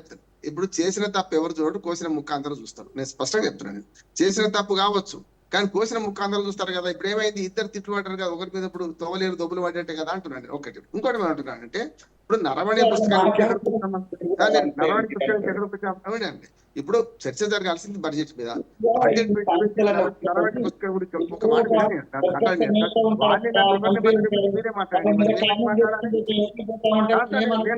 ఇప్పుడు మేము చెప్పేది కూడా మీకు రుచించకపోతే ఎట్లా అంటున్నాను. ఒక మాట మాట్లాడి సార్ అనేది. నేను బిట్టు గారు ఏమన్నారు ముందు, నేను పార్లమెంట్ లోపల జరిగి చెప్తున్నా. పార్లమెంట్ బయట ఇప్పటిదాకా సుప్రీంకోర్టు 4 సార్లు మద్దతిచ్చింది. ఏది బయట మాట్లాడే విషయంలో. నువ్వు పోయి చూసినావా అన్నది, గల్వాల్లో చూసినావా అక్కడ భూమి పోయిందా అన్నది. ఇంకో మాట చెప్తున్నాను. ఇప్పుడు దొబ్బలు వాడే ఇదొకటి. ఇంకోటి చెప్తాను, మీరు అని అనిపించుకుంటున్నారు. పుస్తకం గురించి అంటే నీ గురించి కూడా 12 పుస్తకాలునే నీ నెహ్రూ గురించి అని మాట అనిపించుకున్నారు కదా. నిష్కాంత్ దుబే ఏమన్నారు, మన దుబే ఏమన్నారు, నీ గురించి కూడా పుస్తకాలు ఉన్నాయన్నారు. ఇవన్నీ పుస్తకం చేస్తే ఇంకా నాకు 10 పుస్తకాలు ముందర పడుతున్నాయి కదా అంటున్నాడు. అసలు ఇప్పుడు మాట అందుకని అప్పుడు అని అనిపించుకుంటారు. నేను చెప్తాను. ఇప్పుడు దీని నోటీసులు కనుక వస్తాను.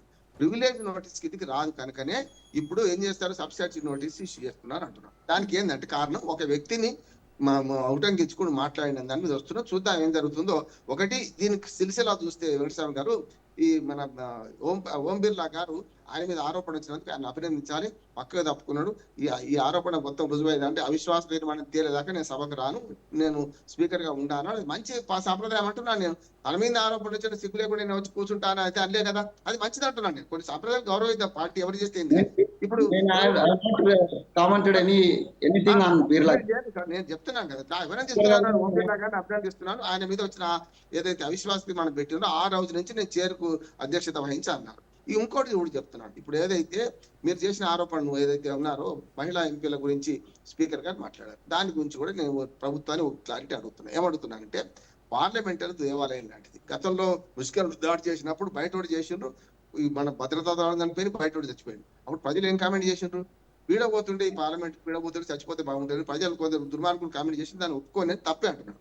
కానీ ఇప్పుడు సభలో లోపల కూడా రేణుకా చౌదరి గారు కూడా ఏమన్నారు, కుక్కని తీసుకొచ్చుకుని లోపల ఉన్నాయి అటువంటి అంటే నువ్వు కూడా అంతే నమ్మ కదా అని మనాల్సి వచ్చింది. తర్వాత బౌబౌ అనే అవన్నీ చూస్తుంటే సభ ఆవరణ లోపల జరిగింది అంటున్నాడు. ఇప్పుడు ఇంకోటి అంటున్నాను ఏంటంటే ఏదైతే భద్రత లేదు అని స్పీకర్ గారు చెప్పారు కదా, అది తప్పు అంటున్నాను నేను.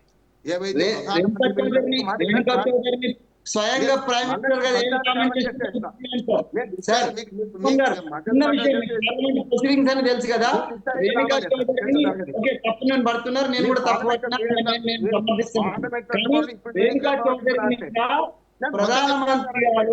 ప్రధానమంత్రి గారు ఏం కామెంట్ చేసి అది కూడా గుర్తు చేయండి దయచేసి. చెప్తాను, అదే చెప్తాను. ఇప్పుడు మీరు చెప్పి అనిపించుకుంటున్నారు మీరు కూడా. నేనేమంటున్నానంటే పార్లమెంట్ లోపల ఏం జరిగిందో చెప్తున్నాను, పార్లమెంట్ ఆవరణ లోపలే అంటున్నాను. పార్లమెంట్ ఆవరణ లోపల నన్ను మొత్తం చెప్పినవి మీరే మాట్లాడుతున్నారు. నేను ఇంకో మాట చెప్తున్నాను, ఈ మాట కాదు ఇప్పుడు మీకోసం అడుగుతలేను, గత వారం రోజులు చదివే అంటున్నాను, 4 రోజులు చదివే అంటున్నాను. నేనేమంటున్నానంటే లోపల ప్రధానమంత్రికి భద్రత లేదు అని స్పీకర్ ప్రకటించింది కదా, ఆ విషయం సరే ఏమంటున్నాను, స్పీకర్ గారు ఆ పార్లమెంట్ కు ప్రిన్సిపాల్ లాంటివాడు, హెడ్ మాస్టర్ లాంటివాడు, అందులో ఏం జరిగిన భద్రత ఆయనది. మార్షల్స్ ఉంటారు కదా. అంటే ప్రధానమంత్రి మీదనే పార్లమెంట్ లోపల గౌరవ సభ్యులే దాడి చేస్తారని ఆరోపణ చేసినప్పుడు అయితే స్పీకర్ దాన్ని తప్పు కావాలి, అది నిజం కాకపోతే. లేకుంటే స్పీకర్ది కరెక్ట్ అయితే దానికి భద్రత కల్పించాల్సిన బాధ్యత కూడా స్పీకర్ అంటున్నాడు, ప్రభుత్వానికి కాదు. బయట పోలీసులు రారు సుప్రీంకోర్టులో, మన పార్లమెంట్ లోపలికి బయట భద్రతా దళాలు రావు, మార్షల్స్ ఉంటారు, వాళ్ళే ఉంటారు, చేస్తారు కదా. నేనేమంటున్నానంటే ఓం బిర్లా వెనుక దాక్కుంటున్నారని మీరు చేసిన ఆరోపణని సమర్థించిన ఓం బిర్లా వెనుక దాక్కోకండి, ప్రధానమంత్రి గారు క్లారిటీ ఇవ్వాలి. నాకు భద్రత అట్లేం లేకుంటే మహిళా ఎంపీలు చుట్టుముట్టే ప్రయత్నం చేసిరనేది వాస్తవం. కృష్ణ గారు చెప్పారు కదా, మొదటి రోజు ఆ ప్రయత్నం చేసిండ్రు, కానీ భౌతికంగా దాడి చేస్తారన్న మాట అన్నారు స్పీకర్ గారు. భౌతికంగా దాడి జరిగే అవకాశం ఉందని నేనే వద్దన్నా అన్నారు. అది కనుక బీజేపీ వాటి ఆరోపణ చేస్తే నేను పట్టించుకోకపోదు, బీజేపీ ఎంపీలు కానీ ఆరోపణ చేస్తే అది రాజకీయ ఆరోపణ అనుకోవచ్చు. కానీ స్పీకర్ స్వయంగా చేసిందంటే దీని మీద ఎంక్వైరీ జరపాల్సిన బాధ్యత అంటున్నాడు. భారత పార్లమెంట్ ఏం చేయాలంటే ఒకవేళ ప్రధానమంత్రికి రక్షణ లేకపోతే మనకు రక్షణ ఎక్కడ, మన దేశంలో మనకు కూడా రక్షణ లేనట్టే కదా. అందుకని అది అడుగుతున్నాను నేను, దాని మీద క్లారిటీ ఇవ్వాలి. ఇప్పుడు సిరిగారు మీరు ప్రశ్న అడిగారు కదా, అదే ఒక మాట అమ్మా సిరిగారు చెప్పండి. నేనేమంటున్నానంటే ఇప్పుడు ఈ ట్రేడ్ డీల్ మీద కూడా ఒక శ్వేతపత్రం విడుదల చేయమంటున్నాను. ఎందుకంటే ఇప్పుడు వీళ్ళు చెప్పేది కరెక్ట్, వాళ్ళు చెప్పేది కదా, మాలాంటి వాళ్ళైతే ఆగమాలు పడుతున్నారు, ఈ అంగట్లో ఆగమవుతున్నాం కదా మాలాంటి వాళ్ళం అయితే. నేనేమంటున్నా అంటే ఆ రాజకీయ అంగడిలో ఆగం కాకుండా ఇప్పుడు మనకు ఇక్కడ చేయాల్సింది ఏంటంటే ప్రభుత్వం క్లారిటీ ఇవ్వాల్సింది, ఆ పుస్తకం ప్రచురణ అయిందా కాలేదా. వాళ్ళేమో కాలేదంటున్నారు, వీళ్ళు అయింది అంటున్నారు. బీజేపీ వాళ్ళే కాలేదంటున్నారు, దానికి అనుకున్నాక కొన్ని తీసుకొస్తున్నారు. వీళ్ళేమో అయింది, మాకు పుస్తకాలు మా చేతిలోనే తీసుకొని చూపించారు. చూసినాం కదా రాహుల్ గాంధీ గారు. అదే అందుకని దీని మీద క్లారిటీ ఇవ్వాలి ప్రభుత్వం. రెండోది ట్రేడ్ డీల్ మీద కూడా క్లారిటీ ఇవ్వాలంటున్నారు. ట్రేడ్ డీల్ మీద ఇప్పుడు అమెరికా ప్రభుత్వం ఇవాళ కొంత క్లారిటీ ఇచ్చింది. ఏమని ఇచ్చిందంటే ఈ వ్యవసాయ ఉత్పత్తుల మీద ఎక్కడ ఏం ప్రస్తావించలేదు కనుక అస్సలు అగ్రిమెంట్లు ఏమున్నది, మీరు ఏం చేద్దాం అనుకుంటున్నారు, 2 క్లారిటీ మాత్రం ఇచ్చింది. ఒకటి $500 బిలియన్ అనేది కాదు, దాని గురించి ఎక్కడ ప్రస్తావించలేదు. ఈ మొత్తం డీల్ కుదిరాక మొత్తమా ఎట్లా సాధ్యమైద్దమ్మా? ఇప్పుడు ఎందుకు బయట పెట్టట్లేదంటారు? అదే మనం బయట పెట్టాలి. ఒకటి పార్లమెంట్ మొత్తం అసలు మన బడ్జెట్ 53 లక్షల కోట్ల రూపాయలు కదా. నిజంగా చెప్పానంటే మొత్తం ట్రేడ్ డీల్ అయితే 9 లక్షల కోట్ల రూపాయలు, మన 90 లక్షల కోట్ల రూపాయలు అవుతుంది. మరి మొత్తం 90 లక్షల కోట్ల రూపాయలు ఒకటే వ్యాపారం చేస్తామా? చేయం కదా. అందుకని ఈ డీల్ మీద ఏందో రష్యా కూడా అనుమానంతో విన్నది. రష్యా కూడా ఏమంటుంది, మాకు ఇంతవరకు సమాచారం లేదు, భారత ప్రభుత్వం క్లారిటీ ఇవ్వలేదని. మన మిత్ర దేశం కదా. రష్యా అంటుంది భారతదేశం క్లారిటీ ఇవ్వలేదు, మా నుంచి చమురు కొనుగోలు ఆపేస్తామని ఎక్కడ భారతదేశం చెప్పలేదు. ట్రంప్ చెప్తున్నాడు. అంటే ఇప్పుడు దయ్యం వచ్చి కయ్యం పెడుతుంది. ఆపరేషన్ సింధూర్ మీదనేమో ట్రంప్ ఏది పడితే అది మాట్లాడుతుంది, దానికి మనం వివరణ ఇవ్వం. అట్లాగే ఈ ఒప్పందం మీద కూడా ట్రంప్ ఏది పడితే అది మాట్లాడుతున్నాడు. మాట్లాడేది ఒకటి అవుతుంది, లోపల రాతపూర్వకంగా ఒకటి ఉంది. కనుక వ్యవసాయ ఉత్పత్తుల మీద మనకు పీయూష్ గోయల్ గారు కొంత దీంతో పాటు ప్రభుత్వం ఈ రెండింటి మీద అయితే నరవాణి పుస్తకం మీద దీని మీద వివరణ ఇవ్వాలని కోరుతున్నాను. అడుగుదాం సార్ వెంకటస్వామి గారు, స్పీకర్ ఓం బిర్లా పైన అవిశ్వాస తీర్మానం పెట్టినందుకే రాహుల్ గాంధీ పైన సభా హక్కుల ఉల్లంఘన తీసుకొచ్చారని మీరు అనుకుంటున్నారా? ఏం చెప్తారు? సరే, నేను అంత డైరెక్ట్ ఆరోపణ నేను చేయను. నేనేమంటున్నానంటే స్పీకర్ మీద అవిశ్వాస తీర్మానం పార్ట్ వేరు. రామ్మోహన్ రావు గారు అన్నట్టుగా వారు స్పీకర్ చాటున దాక్కుంటున్నారు, speaker is protecting the BJP interest అనేటువంటి మాట మేము అన్నాము. దానికి ఆయన నొచ్చుకున్నాడా లేదా, లేకపోతే ఆయన తప్పుకున్నాడు. ఇప్పుడు నా మీద ఆరోపణ వచ్చింది కాబట్టి నేను పక్కన ఉంటాను. అది సభా సాంప్రదాయాన్ని చాలా డిగ్నిఫైడ్ గా ఆయన గౌరవించినాడు. Let us appreciate. అది బీజేపీ అంటే బీజేపీ ప్రభుత్వ పెద్దలు, అక్కడ ఉన్న మంత్రులు కావచ్చు లేదా ప్రధానమంత్రి గారితో సహా రాహుల్ గాంధీని పార్లమెంటు లో మాట్లాడకుండా ఆపాలనే ప్రయత్నం జరిగింది. బట్ యాజ్ ఏ ఎల్ఓపి మీరు వద్దన్నా కూడా స్పీకర్ గా ఓం బిర్లా గారు ఉన్నా లేకపోతే ఆయన స్థానంలో ఎవరున్నా కూడా రాజ్యాంగ నియమాల ప్రకారము ఎల్ఓపికి ఇవ్వాల్సిన అవకాశం ఇస్తూనే ఉన్నారు. సో ఇవ్వడం వల్ల ఆయన అనేక అంశాలను దేశ ప్రతిష్ట కాపాడడం కోసం, దేశ ప్రయోజనాలు కాపాడడం కోసం, ఇవాళ అమెరికా డీల్ గురించి మాట్లాడడం కూడా దేశ ప్రయోజనాలను కాపాడడం కోసమే కానీ కాంగ్రెస్ పార్టీ యొక్క ప్రయోజనాల కోసం అయితే కాదు, కాకూడదు, కాదు ఎప్పుడు కూడా.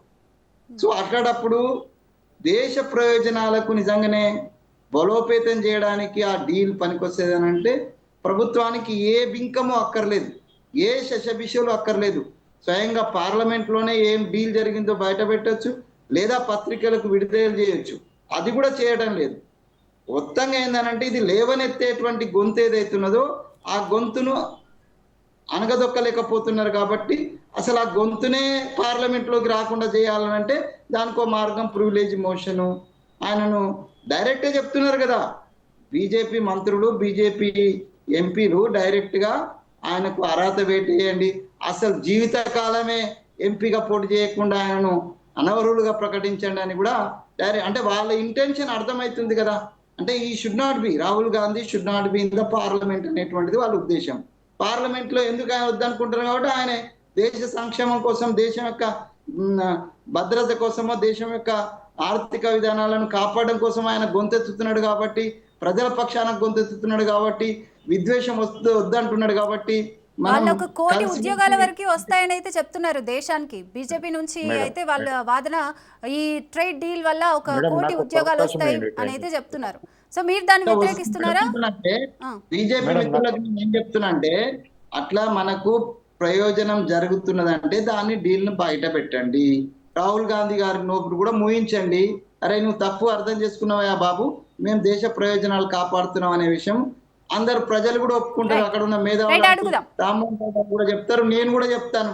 సార్ మనం తప్పు అర్థం చేసుకున్నాము, డీల్ లో మనకు ప్రయోజనం ఉన్నదని నేను కూడా చెప్తాను. చదవచ్చు, అక్కడ కూర్చున్నటువంటి పెద్దలకు కూడా చదవచ్చు. మరి ఆ దేశం ఏం డీల్ చేసుకున్నదో బయట పెట్టినట్టేది ఉంటే అన్ని విషయాలు తెల్లమవుతాయి కదా. కృష్ణారెడ్డి గారు మీరు చెప్పండి, ట్రేడ్ డీల్ ఇష్యూని పబ్లిక్ నుంచి అటెన్షన్ డైవర్షన్ తీసుకొచ్చేందుకే ఈ ప్రివిలేజ్ నోటీసులు ఇచ్చారు అని అయితే విమర్శలు వస్తున్నాయి. దీనికి ఏం చెప్తారు? మేడం, ఇక్కడ మాట్లాడుతున్న అంశానికి రాహుల్ గాంధీ గారు ఇలా కొత్తగా వచ్చిన తెలివి మంతుడేం కాదు, ఆకాశంకెళ్ళి ఊడిపడితే ఈ రోజు పార్లమెంట్ను గడగడలాడిస్తున్నట్టు మాట్లాడుతున్న వ్యక్తి ఇంకోసారి రాకుండా ఆయన 4వ సారి ఈసారి పార్లమెంటుకు రావడం రాహుల్ గాంధీ గారు. ఆయన ఏం మాట్లాడతారు, ఎలాంటి అంశాలు మాట్లాడతారో దేశ భాషలు అందరూ చూసిండ్రు. ఆయనను పార్లమెంట్ రాకుండా బీజేపీ అడ్డుకునే ప్రయత్నం చేస్తుంది, లైఫ్ లాంగ్ అడ్డుకునే ప్రయత్నం చేస్తుంది. ఇంత పెద్ద వచ్చిండు అన్నట్టు మీరు మాట్లాడము వెంకటస్వామి గారు. కృష్ణారెడ్డి గారిని చెప్పనివ్వండి. అరే మీరు వెంకటస్వామి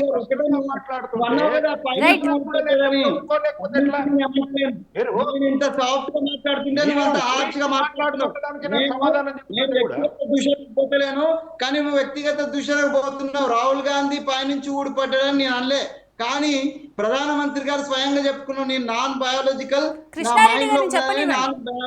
చెప్తున్నాడు.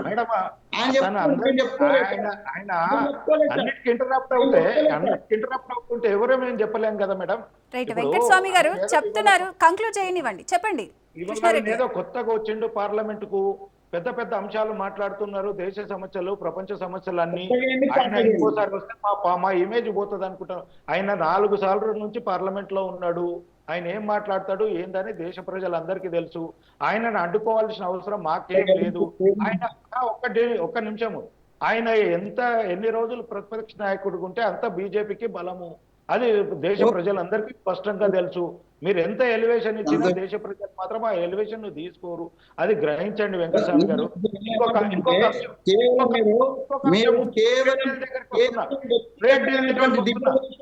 ఒక ప్రతిపక్ష నాయకుని పట్టుకొని డిగ్రేడేషన్ చెప్ప, నువ్వేం చేస్తలేవన్నా. నువ్వు చెప్పాల్సింది అమెరికా డీల్ గురించి చెప్పు, బడ్జెట్ గురించి చెప్పు. దానికి కన్ఫైన్ మాట్లాడుతున్నా. నువ్వేమో రాహుల్ గాంధీ డిగ్రేడ్ చేయడానికి కట్టుకున్నట్టు మంది కట్టుకున్నారు. రాహుల్ గాంధీ డిగ్రేడ్ కాలే. మీరు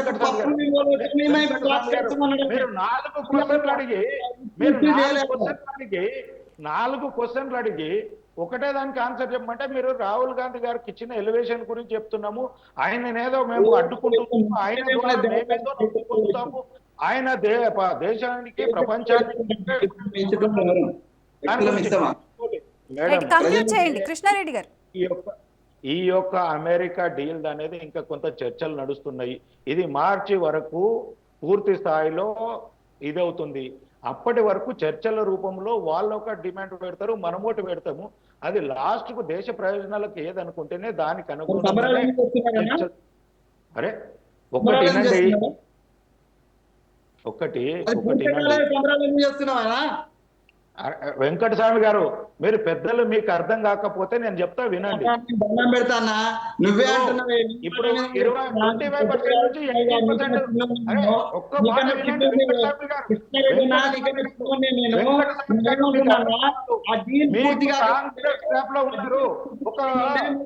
చేస్తున్నారు ఎందుకు అంటున్నా.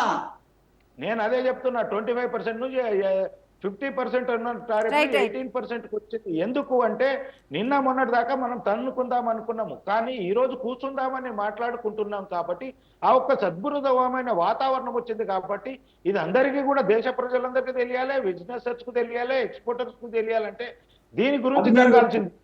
మీకు అర్థం కాలేకపోతే నేను ఇలాంటి సమస్యలు చెప్పేదాకా మీరు పూర్తిగా వినండి. అమెరికా ట్రంప్ టైం లేదండి కృష్ణారెడ్డి గారు, కంక్లూడ్ చేయండి.